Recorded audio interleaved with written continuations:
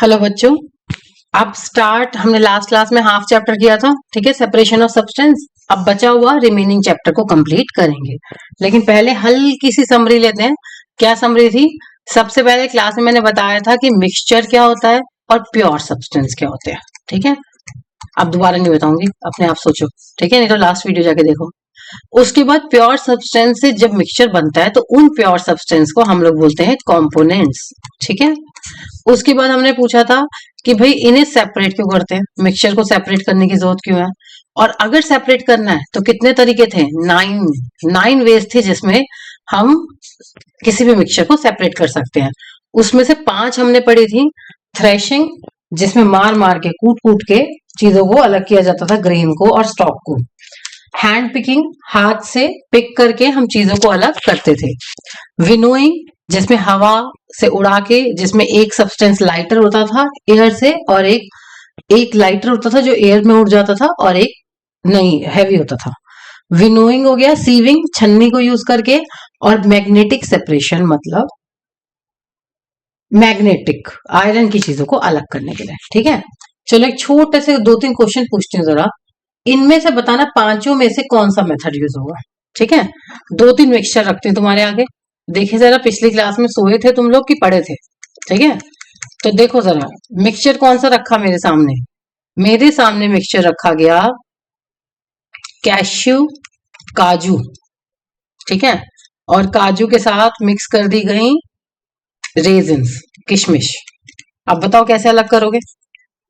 Threshing, कूट कूट के, मार तोड़ तोड़ के अलग कर पाओगे? बताओ। थ्रेशिंग की तरह से कूटो, अच्छे से अलग हो जाएंगे दोनों? नहीं। Hand picking, yes, hand picking से दोनों को अलग किया जा सकता है। विनोइंग, क्या ऊपर से हवा से गिराओगे तो दोनों अलग हो जाएंगे? नहीं, क्योंकि कोई भी ऐसी चीज नहीं है इन दोनों में से जो हवा में उड़े। सीविंग, छन्नी को यूज नहीं कर सकते। मैग्नेटिक, क्या मैग्नेट पास लाने से कैश्यू मैग्नेट को जाके चिपक जाएगा? नहीं चिपकेगा ना, तो नहीं यूज किया जा सकता। क्लियर है? तो इस तरीके से कोई भी चीज आएगी तो तुमको अपना दिमाग लगा के सोचना पड़ेगा, ठीक है।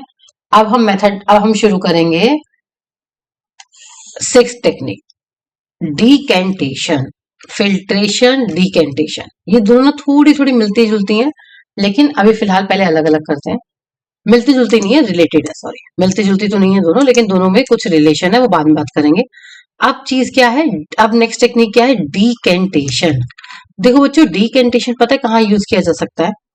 डीकेंटेशन वहां यूज किया जा सकता है जहां एक पानी, लिक्विड की बात हो रही है, जहां लिक्विड में कोई ऐसी चीज मिली हो जो थोड़ी देर रखने पर नीचे सेटल डाउन हो जाए, ठीक है। मान लो ये वाटर है मेरा, ठीक है। ड्राइंग को मेरी माफ करना बच्चों, जरा ड्राइंग ऐसी है मेरी, ठीक है। ये पानी है, पानी में मैंने मिला दी बड़े बड़े कंकड़, ठीक है। तो अगर इसको थोड़ी देर रखूंगी बेटा, तो क्या होगा? कंकड़ नीचे सेटल डाउन हो जाएंगे ना, ठीक है, और पानी ऊपर आ जाएगा। मैं क्या करूंगी, इसको थोड़ी देर रखूंगी, कंकड़ नीचे सेटल हो जाएंगे और पानी को दूसरे किसी कैन में निकाल लूंगी और कंकड़ को यहीं छोड़ दूंगी। तो एक कैन से दूसरे कैन में पानी को निकालने को डी कैन कह दिया गया, ठीक है। डीकेंटेशन, कैन को चेंज करना, कैन मतलब पानी का जो बर्तन है, ठीक है। डीकेंटेशन, ठीक है। लेकिन ये वहीं पे यूज किया जा सकता है जहां पे एक चीज सेटल डाउन हो जाए। जैसे एग्जांपल देती हूँ, अब मैंने सॉल्ट और वाटर को मिला दिया, ठीक है। तो अगर आप उसे कितनी भी देर रखे रखोगे ना, सॉल्ट नीचे नहीं बैठेगा, सॉल्ट पानी में मिला ही रहेगा। तो उस केस में डीकेंटेशन को यूज किया नहीं जा सकता। डीकेंटेशन कहाँ यूज किया जा सकता है? जहां उसको कीप करने पर, कीपिंग, थोड़ी देर रखने पर जो एक सब्सटेंस है वो सेटल डाउन हो जाए। क्लियर है? पढ़े जरा क्या लिखा है। This process of separating insoluble solid particle. पहली बात तो मिलने नहीं चाहिए पानी में, क्योंकि वही वाली बात, अगर वो पानी में डिजोल्व हो गए, मिल गए, तो बैठेंगे थोड़ी ना। जैसे सॉल्ट नहीं बैठा, शुगर पानी में घुल गई तो थोड़ी देर रखने पे नीचे थोड़ी ना बैठ जाएगी, ठीक है। तो ये सिर्फ कहाँ यूज किया जा सकता है? इसकी मेजर बात क्या है? इनसॉल्युबल सॉलिड पार्टिकल्स, लिक्विड से इसको थोड़ी देर अनडिस्टर्ब मतलब सेटल रखो, उसे बोलते हैं डीकेंटेशन। करते कैसे हैं? To separate insoluble particle from liquid, we allowed it to remain undisturbed for some time. थोड़े टाइम के लिए उसको अनडिस्टर्ब छोड़ दो, और after some time when the impurity settle down, we pour the clear liquid into another beaker gently, धीरे से। अब ऐसे बीकर को हिला हिला के मत दोबारा दूसरे में डालना, हिलाओगे दोबारा वापस वो मिल जाएंगे, फिर क्या डिकेंटेशन, ध्यान से बिल्कुल बिना हिलाए दूसरे में, ठीक है। For example, to separate rice and water after washing, पानी में राइस को धो रहे हो तो थोड़ी देर अगर मिल गए तो थोड़ी देर रखो, राइस नीचे आ जाएंगे, पानी निकाल देना, या सैंड एंड वाटर, ठीक है। The method of decantation can be use only separation when solid does not dissolve in the liquid. फिर से बताया मैंने, पानी में घुले नहीं, घुल गया तो फिर कैसे अलग होगा, सेटल डाउन ही नहीं होगा वो, तो डिकेंट क्या करोगे। Decantation can not be use to separate two miscible liquid. ओहो, नया वर्ड ले आते हैं कहीं से और हमारी क्लास का टाइम बढ़ जाता है। चलो कोई ना। मिजिबल लिक्विड्स क्या होते हैं, मिजिबल लिक्विड होते हैं जो एक दूसरे में मिल जाते हैं, ठीक है। जैसे वाटर और लेमन वाटर, लेमन जूस कह लो, नींबू के रस को पानी मिलाओगे तो मिल जाएगा, तो मिजिबल है। मिजिबल मतलब जो मिक्स हो सके, कैन बी मिक्स्ड टुगेदर। और एग्जांपल दो, पानी और मिल्क को मिला देते हो तो मिल जाता है ना, ठीक है, तो ये मिजिबल है। इमिजिबल क्या होते हैं, इमिजिबल होते हैं जिनको मिलाया नहीं जा सकता, जैसे ऑयल और पानी, कभी मिला के देख लेना, पानी में ऑयल डालोगे ना वो उससे बेटा मिलेगा नहीं, वो ऊपर ऊपर तैरेगा, ठीक है। तो मिजिबल लिक्विड्स को करा जा सकता है, नहीं करा जा सकता, बताना जरा। अगर इससे लर्न मत करो, उनका मतलब आंसर देखो, अपना सोचो। अगर वाटर और लेमन जूस को मैंने मिलाया और रख दिया कहीं पे, तो क्या ऐसा होगा कि लेमन जूस नीचे आके बैठ जाए, नहीं बैठेगा ना। तो जब वो नीचे बैठेगा ही नहीं तो डिकेंट कैसे करूंगी मैं उसे, ठीक है। लेकिन अगर ऑयल और वाटर को मिला दोगे तो थोड़ी देर सेटल करोगे तो ऑयल ऊपर आ जाएगा और वाटर नीचे, तो तब थोड़ा सा केयरफुली आप ऑयल को ऊपर से दूसरा डिकेंट कर सकते हो, ठीक है। तो डिकेंटेशन यूज नहीं किया जा सकता कहाँ, मिजिबल लिक्विड में जो मिल गए, लेकिन इमिजिबल में it can be used. Clear हो गया यहां तक, ठीक है। डिकेंटेशन समझ आ गया। अब डिकेंटेशन कहाँ यूज किया जा सकता है, जहां एक चीज दूसरे में घुले नहीं, सेटल डाउन हो जाए थोड़ी देर रखने पे, वहां पे डिकेंटेशन यूज करते हैं। उसके बाद फिल्ट्रेशन होता है। फिल्ट्रेशन बेटा नाम अलग है, नॉर्मली छन्नी की तरह ही यूज किया जाता है, फिल्टर पेपर यूज किया जाता है, बस छन्नी की जगह यूज किया जाता है फिल्टर पेपर। अब बढ़े, the process of separating insoluble substance, फिर से वही है बेटा, कुछ फर्क नहीं है इसमें, सीविंग वाला ही कंसेप्ट है ये, बस सीव की जगह हम लोग क्या कहते हैं, फिल्टर पेपर यूज कर लो जी, तो उसे बोल देते हैं फिल्ट्रेशन। बात क्या है, सीविंग में भी क्या था कि दोनों अलग अलग रहे, मिले नहीं। चाय की पत्ती, टी लीव्स, अगर टी में घुली जाएंगी तो क्या अलग की जा सकती है, नहीं। जैसे शुगर है, शुगर को टी से क्या अलग कर सकते हो सीविंग से, नहीं। सेम फिल्ट्रेशन से भी नहीं कर पाओगे, सेम है, बिल्कुल सेम कंसेप्ट है। The process of separating two insoluble substances from a liquid by using filter paper is called filtration. The mixture of insoluble solid and liquid is poured into a filter paper. filter paper लेते हैं, एक paper लेते हैं, उसका एक ऐसा कोन सा बना लेते हैं और उसमें डालते हैं चीज को, जो छन जाती है वो निकल आती है कैन में, जो नहीं छनती वो ऊपर आ जाती है, ठीक है। The mixture of insoluble solid and the liquid is poured into filter paper. The liquid passes through the filter paper and insoluble substance filter paper में रह जाता है। जैसे चौक और पानी को मिलाओ, चौक घुलता नहीं है बेटा, ठीक है, पानी में, तो वो अलग हो जाएगा। सैंड एंड वाटर, ठीक है। Important point, a mixture of two liquids can not B separate by filtration. ये तो पता ही है ना, दो लिक्विड, जो चीज दोनों फिल्टर पेपर से पास हो जाएंगी वो कैसे अलग होंगी, वही चीजें अलग हो सकती है ना जो एक फिल्टर पेपर से पास हो और एक ना हो। Filtration can not remove any solid substance को कर सकता है जो पानी में घुल गया है, वो भी मैंने बताया था, सॉल्ट एंड वाटर है, पानी में घुल ही गया है, तो वो भी तो फिल्टर पेपर को क्रॉस कर जाएगा। घुमा फिरा के 100 बातें बोले, तुम्हें बस याद रखना है, फिल्टर पेपर से वही चीज अलग की जा सकती है जिसमें से एक फिल्टर पेपर को पास कर जाए और एक उसको पास ना करे। क्लियर हो गया मेथड, कौन सा मेथड हुआ है, फिल्ट्रेशन। कितने मेथड हो गए, 7, ठीक है। इवेपोरेशन, ठीक है। अब एक नया मेथड कौन सा आ गया, इवेपोरेशन, बहुत आसान है। इवेपोरेशन का भी अपना रूल है, पहले मेथड समझ लो फिर देखते हैं कैसे पता लगेगा किसको इवेपोरेट। देखो बेटा, मान लो एक लिक्विड है, ठीक है, उसके अंदर सॉल्ट मिला हुआ है, पानी में ही मान लो, पानी में सॉल्ट मिला है, ठीक है। अब इनको मैं कैसे अलग करूंगी? क्या मैं इसको हैंड पिकिंग से अलग कर सकती हूँ? क्या पानी में से घुला हुआ नमक मैं हाथ से छांट छांट के निकाल सकती हूँ? नहीं। क्या मैं थ्रेशिंग कूट कूट के इसको मार मार के निकाल सकती हूँ? नहीं। क्या विनोइंग, क्या ऊपर से पानी को गिरा के हवा में नमक उड़ जाएगा? नहीं। ठीक है, तो ये सारे मेथड, मैग्नेटिक सेपरेशन नहीं यूज हो सकता। फिल्ट्रेशन हो सकता है क्या? नहीं, क्योंकि दोनों फिल्टर पेपर से पास कर जाएंगे। सीविंग भी यूज नहीं हो सकता क्योंकि दोनों सीव से पास कर जाएंगे। तो अब इसके लिए एक नया तरीका है जिसे बोलते हैं इवेपोरेशन। इवेपोरेशन में क्या होता है, हम जो भी चीज, एक लिक्विड में कुछ मिला हुआ है, ठीक है, दोनों डिजोल्व है। अभी तक हमेशा उन चीजों की बात आ रही थी जो डिजोल्व ना हो, अनडिजोल्व हो। अब मैं बात कर रही हूँ लिक्विड में कोई चीज घुली हुई है, पूरी डिजोल्व है, ठीक है, तो क्या करेंगे?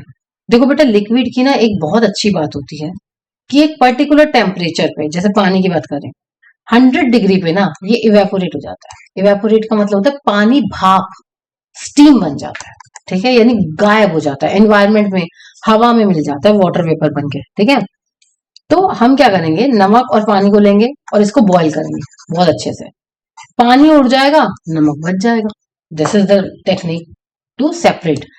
इसमें आपको सेपरेट करके नमक तो मिल गया लेकिन पानी कहीं चला गया, ठीक है। यानी कि अभी तक हम जब दो चीजों को सेपरेट करते थे तो दोनों मिल रही थी हमें, यहाँ पे ऐसा नहीं होगा। यहाँ पे आपका पानी तो इवेपोरेट हो गया और बच गया, क्या गया आपके पास? सॉल्ट, ठीक है। तो इवेपोरेशन क्या है? The changing of liquid into vapour.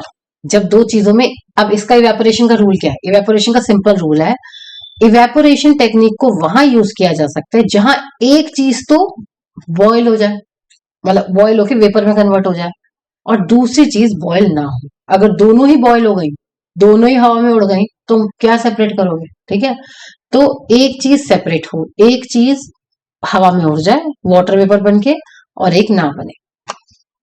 The changing of liquid into vapor is called evaporation. Evaporation is used to obtain a solid substance that has dissolved in water. करते कैसे? For separating a mixture by way of evaporation, first we take that mixture in dish. आप dish में उस mixture को लेते हो and boil करते हो। आफ्टर बॉइलिंग जो लिक्विड प्रेजेंट होता है मिक्सचर में वो स्टार्ट इवेपोरेटिंग। अगर इवेपोरेशन की डेफिनेशन पूछना चाहो तो भी पता कर लो। इवेपोरेशन का मतलब होता है changing of water into water vapour. जब वाटर वेपर में चेंज हो जाता है तो उसे बोलते हैं इवेपोरेशन, ठीक है। और जो अदर सब्सटेंस है वो लेफ्ट रह जाता है बिहाइंड। जैसे अब इसका एप्लीकेशन कहाँ करते हैं, वाटर सॉल्ट निकालते हैं सी वाटर से। अब पता नहीं बच्चों तुमने कभी देखा है, देखा सी, जहां जहां ओशियन होता है, पानी होता है ना, सी के पानी में बहुत नमक होता है, तो वो क्या करते हैं, सी के पानी के आसपास ना ऐसे ये पार्ट्स बनाते हैं, क्यारी जैसे बनाते हैं, ठीक है। और उसमें सी का पानी ना ऐसे, जैसे यहाँ सी है ना, तो सी के पास ऐसे ऐसे क्यारी जैसे बनाते हैं और इसमें सी का पानी भर देते हैं। अब क्या होता है, सन की वजह से वो इवेपोरेट हो जाता है पानी, और यहाँ पे क्या बच जाता है, नमक। फिर उसी नमक को साफ करके पैकेट्स में भर के हमको बेचा जाता है, ठीक है। शुगर एंड वाटर को भी आप ऐसे अलग कर सकते हो, पानी को उबाल दो कि शुगर बच जाएगी, ठीक है। क्लियर है यहाँ तक? क्लियर हो गया यहाँ तक? चलो अब नेक्स्ट टॉपिक लास्ट है। अब बारी आती है डिकेंटेशन, ओ सॉरी डिकेंटेशन तो हो गया हमारा, डिस्टिलेशन, ठीक है। अब इसको ध्यान से समझना क्योंकि ना सबसे ज्यादा बच्चों को ना इवेपोरेशन और डिस्टिलेशन इन्हीं में प्रॉब्लम होती है, तो जरा इसे अच्छे से समझते हैं। अब डिस्टिलेशन क्या होता है? देखो तुमने इवेपोरेशन पढ़ा, इवेपोरेशन में क्या हुआ था? इवेपोरेशन में हमने पानी लिया नमक वाला, ठीक है, और उसको उबाल दिया। उबालने के बाद पानी तो उड़ गया, ठीक है, और नमक बच गया। वेरी गुड, तुम्हारे हाथ में क्या बचा? नमक। पानी कहाँ गया? उड़ गया हवा में। अब अगर मैं बोलूं मुझे तो पानी चाहिए था, नमक नहीं चाहिए, मुझे क्या चाहिए? पानी, या दोनों ही चाहिए, नमक भी चाहिए पानी भी चाहिए, तो मैं क्या करूं? समझ रहे मेरे क्वेश्चन? क्या क्वेश्चन है कि भाई देखो, डिकेंटेशन पहले निकाल लो कहाँ है इसमें, हाँ ये देखो क्या बोल रही हूँ मैं दोबारा से। इवेपोरेशन में तुमने नमक और पानी लिया और उसको बॉईल किया, पानी तो उड़ गया, नमक बच गया, बट मुझे नमक तो चाहिए ही नहीं, मुझे तो पानी चाहिए। तब क्या करोगे? तो मैं बताती हूँ क्या करोगे।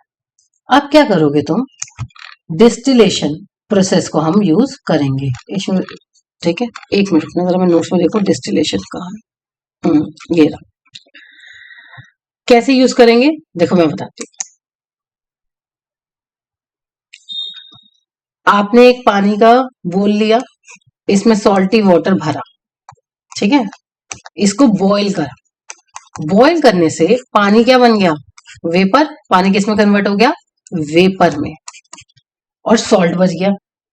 मुझे पानी भी चाहिए, तो तरीका है, इस वेपर को जो उबलते हुए पानी से निकली है, कितने डिग्री पे पानी उबलता है? 100 डिग्री पे, हवा में उड़ गई।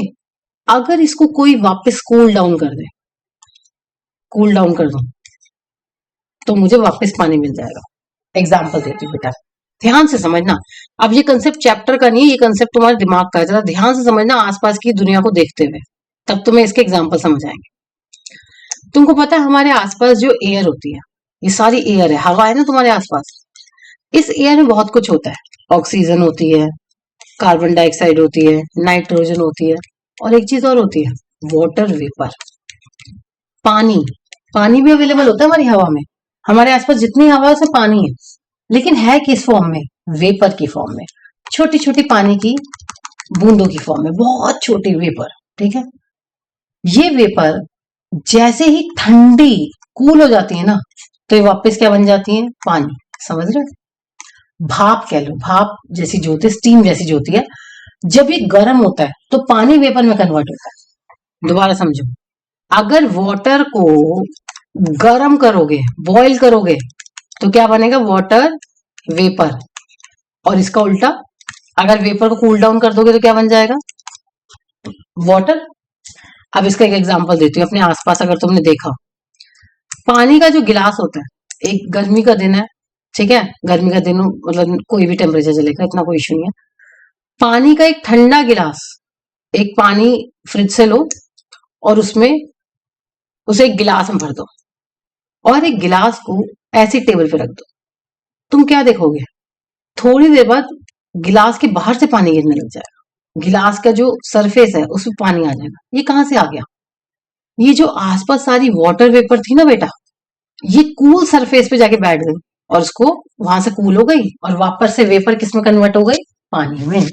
यानी अगर वेपर को पानी में कन्वर्ट करना है तो उसको कूल डाउन कर दो, और साथ में उसको एक सरफेस दे दो जहां वो कूल डाउन होके इकट्ठी हो जाए। ठीक है, इस पानी के गिलास में क्या हुआ था? क्योंकि पानी का गिलास ठंडा था, तो वाटर वेपर को कूल डाउन होने के लिए एक सरफेस मिल गया, तो पानी वापस आ गया। एक तरीके से तुम्हें बताऊं, तुमने जब ये पानी का गिलास यहाँ रखा ना, तो अंदर मान लो 1 लीटर पानी था, तो तुमने बाहर जो ये पानी जनरेट किया है ना, ये एक तरीके से तुमने एनवायरमेंट से पानी वापस ले लिया। जो इवेपोरेट होकर एनवायरमेंट में जाता है, तुमने उस पानी को वापस ले लिया है। ठीक है, तो अगर कोई मुझे बोले क्या हवा में से पानी ला सकते हो? हाँ, हवा से पानी ला सकते हैं, कुछ नहीं करना, कोई ठंडी चीज रख दो, एक ठंडी प्लेट रख दो, तो जो हवा में जितना भी पानी है वो इस प्लेट पे आके कलेक्ट हो जाएगा, सारा नहीं, जितनी इसकी कैपेसिटी होगी। क्लियर? तो डिस्टिलेशन में हम यही करेंगे। देखो जरा डिस्टिलेशन में कैसे करेंगे। ये पानी गर्म हो रहा है, ठीक है, वेपर निकल रही है, और इसके ऊपर प्लेट रख दी। अब प्लेट रख के जैसे ही पानी ऊपर गया, और इसके ऊपर बर्फ भी रख दो और असर चाहते हो तो ये प्लेट के ऊपर रख दी बर्फ, यहां से गई वेपर, वेपर जैसी ठंडी हुई तो इस पे इकट्ठी हो जाएगी पानी की फॉर्म में, और उसको आप किसी किसी कैन में ले सकते हैं। ठीक है, कंटेनर में ले सकते हैं। क्लियर? इसे बोलते हैं डिस्टिलेशन। इससे देखो मुझे दोनों चीजें मिल गई, मैंने पानी को बॉईल किया, सॉल्टी पानी को, यहां से निकली वेपर, यहां पे बच गया सॉल्ट, इस वेपर को मैंने प्लेट पे रख के कर दे कूल डाउन, तो पानी भी मिल गया, और मुझे क्या मिल गया? पानी भी मिल गया और सॉल्ट भी मिल गया। क्लियर? डन है? सारे मेथड क्लियर हो गए? ठीक है, कौन कौन से मेथड थे? Threshing, hand picking, winnowing, sieving, magnetic, decantation, filtration, evaporation, distillation. ठीक है, सब बता दिए मैंने, अब अपने आप रिवाइज करना। ठीक है, अब छोटे से 2 टॉपिक और है, उसका चैप्टर होगा। अब देखो बच्चों, होता क्या है, जब भी हम किसी लिक्विड की बात कर रहे हैं, जैसे वाटर की, तो इसमें कुछ चीजें ऐसी होती हैं जो सॉल्युबल होती हैं, जो मिल जाती हैं, और कुछ चीजें ऐसी होती हैं जो नॉन सॉल्युबल होती हैं। पानी की बात करते हैं। पानी में सॉल्ट सॉल्युबल है, शुगर सॉल्युबल है, सैंड नॉन सॉल्युबल है, चॉक पाउडर नॉन सॉल्युबल है। ठीक है, तो कुछ तो ऐसी चीजें हैं जो मिलती ही नहीं है।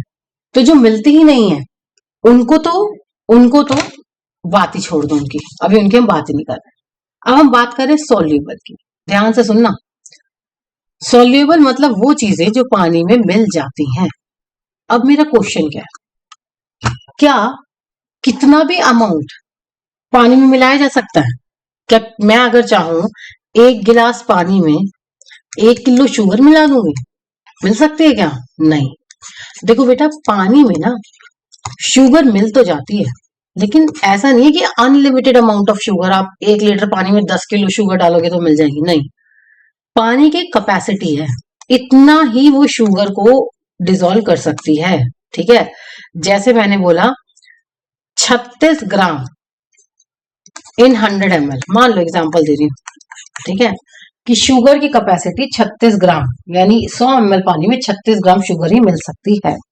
ठीक है, तो यानी कि सॉल्युबल चीजें वो होती हैं जो पानी में मिल जाती हैं, लेकिन क्या अनलिमिटेड अमाउंट मिलाया जा सकता है? नहीं, एक टाइम के बाद उसमें और पानी में और शुगर नहीं मिलाई जा सकती। अगर मान लो मैंने 1 गिलास पानी लिया, ठीक है, और उसको चेक करने के लिए शुगर मिलाई। चलो 1 गिलास पानी लो, उसमें 1 चम्मच शुगर डाली, मिल गई। 2 चम्मच डाली, मिल गई। 3 मिल गई, 4 मिल गई, 5 मिल गई, 6 चम्मच नहीं मिला, अब शुगर नहीं मिल रही। यानी कि इस सोल्यूशन में और शुगर नहीं मिलाई जा सकती। जिस सोल्यूशन में और अमाउंट नहीं मिलाया जा सकता, दैट इज कॉल्ड सैचुरेटेड। अब मैं क्या बोलूंगी, भाई वाटर सैचुरेट हो गया है, अब इसके अंदर और कैपेसिटी नहीं है शुगर को होल्ड करने की।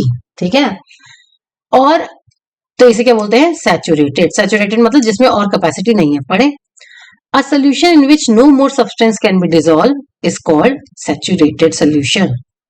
We can say a saturated solution contain maximum amount, जितना ज्यादा से ज्यादा वो सब्सटेंस घोल सकता है उसने घोल लिया है।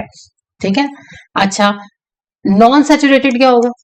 नॉन सैचुरेटेड मतलब अभी पूरा नहीं घोला, अभी इसमें कैपेसिटी है, अनसैचुरेटेड बोल देते हैं। नॉन सैचुरेटेड या अनसैचुरेटेड लिक्विड है, सोल्यूशन वो है जिसमें और घोला जा सकता है। सैचुरेटेड क्या है? जिसमें और घोला नहीं जा सकता। क्लियर?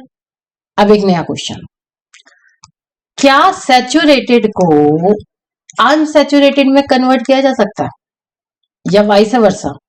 छोटे बच्चे हो इसलिए समझो, वाइस वर्सा का मतलब क्या होता है, उल्टा। जैसे मैंने बोला पानी को वेपर में चेंज कर सकते हैं, अब मुझे बोलना वेपर को पानी में चेंज कर सकते हैं। दोबारा सुनो, मेरी लाइन क्या है, पानी को वेपर में चेंज कर सकते हैं, वेपर को पानी में चेंज कर सकते हैं। तो मैं इसको ऐसे बोलूंगी, पानी को वेपर में चेंज कर सकते हैं and vice versa. Vice versa मतलब अपने आप समझ लो, उल्टा करके। ठीक है, शॉर्ट में बोला जा सकता है। तो अब मेरा क्वेश्चन क्या है, क्या सैचुरेटेड को अनसैचुरेटेड में कन्वर्ट किया जा सकता है या वाइस वर्सा अनसैचुरेटेड को सैचुरेटेड में कन्वर्ट किया जा सकता है? हाँ जी, किया जा सकता है। कैसे? टेम्परेचर को एडजस्ट करके। ये क्या बात हुई, समझाते। देखो, मान लो आपने एक पानी का गिलास लिया और उसमें 1 चम्मच शुगर मिलाई, 2 मिलाई, 3 चम्मच पे वो सैचुरेट हो गया। ठीक है, 3 चम्मच शुगर डालने पे पानी क्या हो गया, सैचुरेट। सैचुरेट मतलब वो कह रहा है मैं और नहीं ले सकता भाई शुगर। ठीक है, पानी कह रहा है कि 3 चम्मच शुगर हो गई, इनफ। तो क्या करो, इसको थोड़ा सा गर्म कर लो। जैसे ही इसे गर्म करोगे, रेडी हो जाएगा और शुगर के लिए। ठीक है, यानी सैचुरेट बोल रहा था मैं, सैचुरेट हो गया, लेकिन जैसे ही उसको टेम्परेचर को बढ़ाया गया तो वो क्या बन गया, अनसैचुरेटेड। ठीक है, तो अगर किसी चीज में कोई चीज घोलनी है, अगर तुम्हें पता नहीं घर में कभी कोई तुम काम करते हो नहीं करते हो, कभी भी नींबू पानी या कोई भी ऐसा ड्रिंक बनाया जाता है, तो जब उसके लिए शुगर मिलाई जाती है, तो कभी भी शुगर ठंडे फ्रिज के पानी में नहीं मिलाई जाती, हमेशा रूम टेम्परेचर पे शुगर को मिला के देन उसमें आइस ऐड की जाती है। उसका रीजन यही होता है कि अगर आप ठंडे पानी में कोई शुगर को मिलाने की कोशिश करोगे तो शुगर उतनी इजीली नहीं मिलेगी जितनी नॉर्मल रूम टेम्परेचर वाले पानी में मिल जाएगी। ठीक है, इसका वाइस वर्सा नया वर्ड क्या सीखा है, वाइस वर्सा। वाइस वर्सा क्या है, अगर सैचुरेटेड का टेम्परेचर बढ़ा है तो अनसैचुरेटेड हो गया, अगर अनसैचुरेटेड का टेम्परेचर गिर जाएगा तो वो सैचुरेट हो जाएगा, यानी कि जिसमें और मिल सकता था उसको अगर ठंडा कर दिया तब उसमें और अमाउंट नहीं मिल पाएगा। क्लियर? तो सैचुरेटेड बता दिया, नॉन सैचुरेटेड बता दिया। अब क्या लिखा है, how can we change saturated. Saturated मतलब इनफ, अब और नहीं चाहिए, उसको नॉन सैचुरेटेड में कन्वर्ट करना है और डालना है, तो उसका टेम्परेचर बढ़ा दो। And vice versa, vice versa मतलब उल्टा। ठीक है। सॉल्युबिलिटी, सॉल्युबिलिटी का मतलब क्या होता है, किसी में क्या अमाउंट घोला जा सकता है उसे बोलते हैं solubility. The maximum amount of substance which can be dissolve in 100 gram of water. 100 gram of water में कितना चीज को घोला जा सकता है उसे बोलते हैं सॉल्युबिलिटी। जैसे 100 ग्राम पानी में 36 ग्राम नमक को घोला जा सकता है 20 डिग्री पे, तो उसकी सॉल्युबिलिटी होगा। क्लियर है? यहां तक क्लियर है? यहां तक कोई डाउट नहीं है?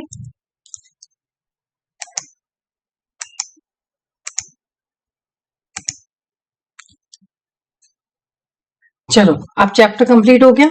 ठीक है, अब चैप्टर कंप्लीट है। अब बारी आती है क्वेश्चंस की। तो क्वेश्चंस के लिए मैं यहाँ पे ये क्वेश्चन नहीं दे रही हूँ, नीचे लिंक में आपको ऐप मिलेगा हमारे एकेडमी का, सप्तऋषि एकेडमी, उस पे आपकी क्लास के हर चैप्टर के ऑनलाइन टेस्ट अवेलेबल है। बहुत आसान क्वेश्चन है, एमसीक्यू क्वेश्चन है। जाओ ऐप को डाउनलोड करो और वहां से ये पेपर अटेम्प्ट करो। अगर तुम्हारे कितने नंबर आते हैं, अगर 60% प्लस आते हैं विदाउट लर्न किए, कुछ नहीं लर्न करना, सिर्फ इस क्लास के बाद, तुरंत इस क्लास के बाद जाके वो टेस्ट बिना कोई तैयारी के अटेम्प्ट करो।